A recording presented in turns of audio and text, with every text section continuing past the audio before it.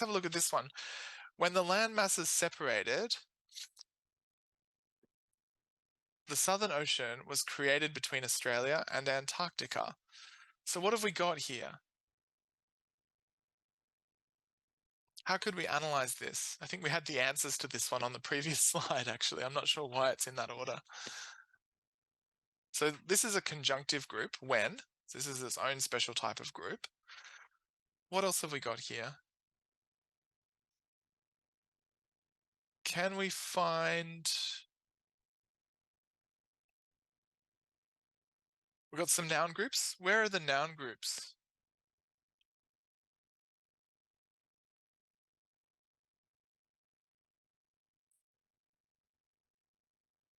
You're suggesting 3. I like that. I like that.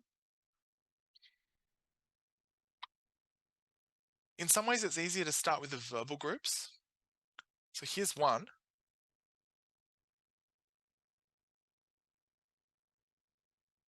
Where's another verbal group?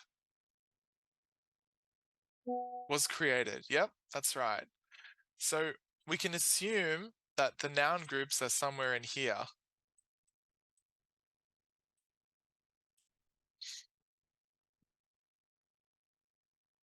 So Ben, you were saying that there are 3 noun groups. Which are the noun groups then? The land masses. We will include the article in there. So all of this together is a noun group.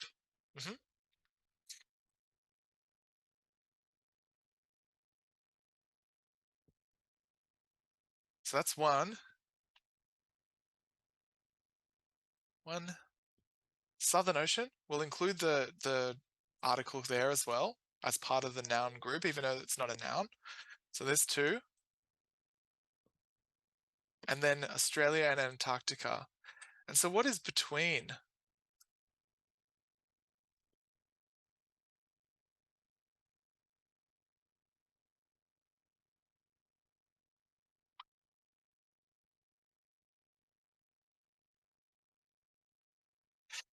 Not quite. You're right that it's connecting. This one I would call a preposition. So I think your first guess last time was right this time, and vice versa. So it's about the circumstances where this Southern Ocean was created, between here and here. So it's actually between these 2 nouns. So I think we're right that these are nouns, but they're actually nouns that go into a prepositional phrase. So we've got 2 definite noun groups, and then we've got some circumstances, which involves nouns in order to achieve the meaning here of the circumstances. Okay, so I think pretty good to identify those things. Okay. I've got something for you to work on next, but I might set it as homework rather than getting you to definitely do it now, because we've only really got 10 minutes left, less than that, 9 or 8 minutes left. I want you to find a paragraph from your discipline.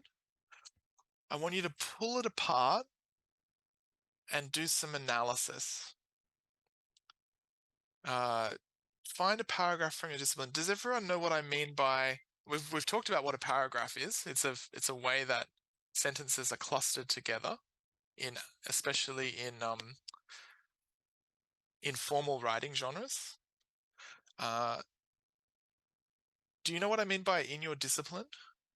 Where might you look for an example?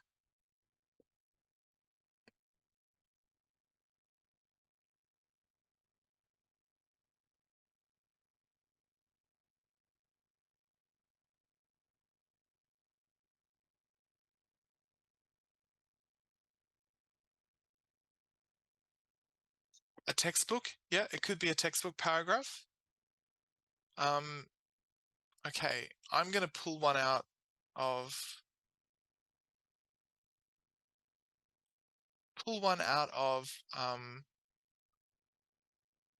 a book of mine. It's not a textbook, it's an academic research book. Let's pull it out and put it into a Word document. I'm going to do this. This is a kind of strange paragraph that I've just found here. Let's look at it together. Okay. Okay. I'm going to share my screen. Okay, so I just pulled this out of an academic book. The goal of academic publication is sharing knowledge for the greater good of humankind. That's a lofty goal. So let's break it up into sentences and number the sentences. Here's sentence 1. Here's sentence 2. The ideas shall be clear to readers and easy to understand. I think they mean should be clear. Thus, expository writing is required for engineering publication. Then we've got 4. It enhances accuracy, clarity, and conciseness of writing. 5.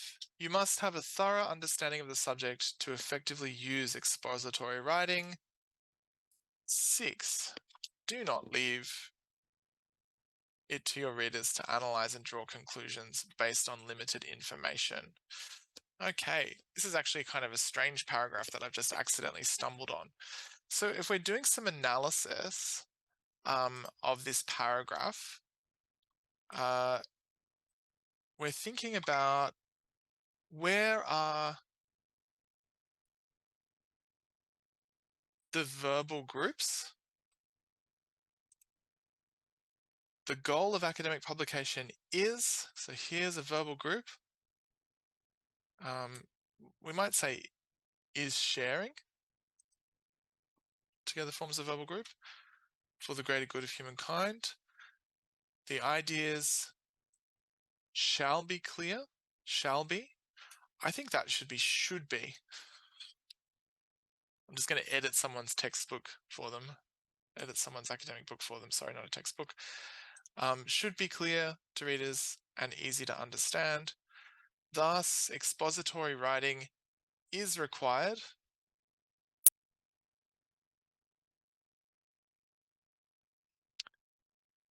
It enhances.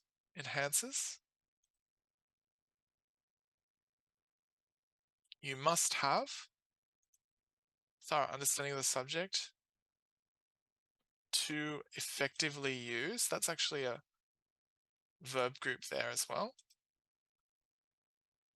Do not leave it to your readers to analyze.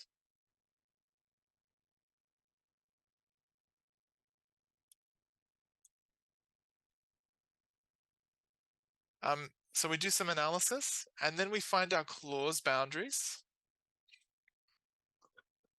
there. And I think this is easier to do once we've noticed that the clauses are built around the verbal groups.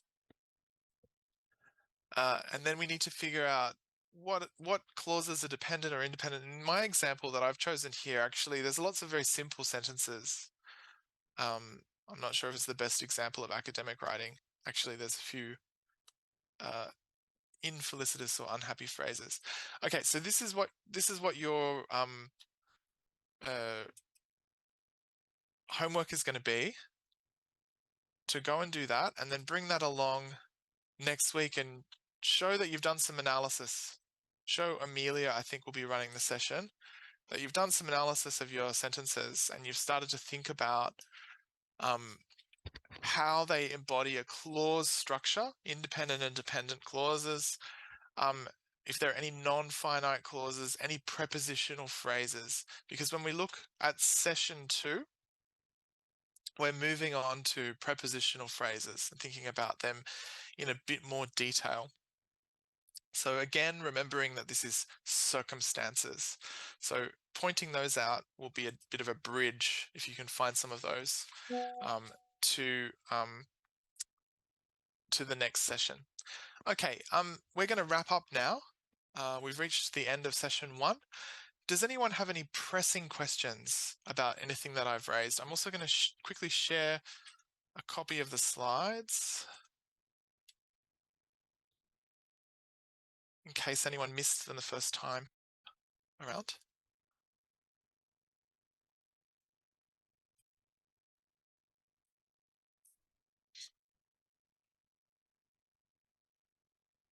Any pressing grammatical questions? Okay, so if you've got no questions, thank you so much for your attention and your responses along the way. I really did appreciate, significant part of the group has contributed comments, questions, joined the activities, and so on, which has been great to see. A small group, uh, but you know, a dedicated group who care about meaning and about lexicon and grammar and about syntax and kind of cool things like that. Um, there is a correlation between critical thinking and grammatical knowledge. I'm not sure what the correlation comes from, but I think it's to do with paying attention to detail and noticing how details can matter. I think making some effort to understand grammar and to put it into use, that understanding into use, it makes sense if you think of it that way, how that would be linked to critical thinking. So have a good afternoon. Great to talk with you. And maybe see you in future sessions. I think next week you'll see my colleague, Amelia, who will no doubt have her own take on some of this. And then if you hang around for session 3, you will have, after that, Dr. Amanda Collins, who is actually, I think, a grammatical genius. But, stay tuned.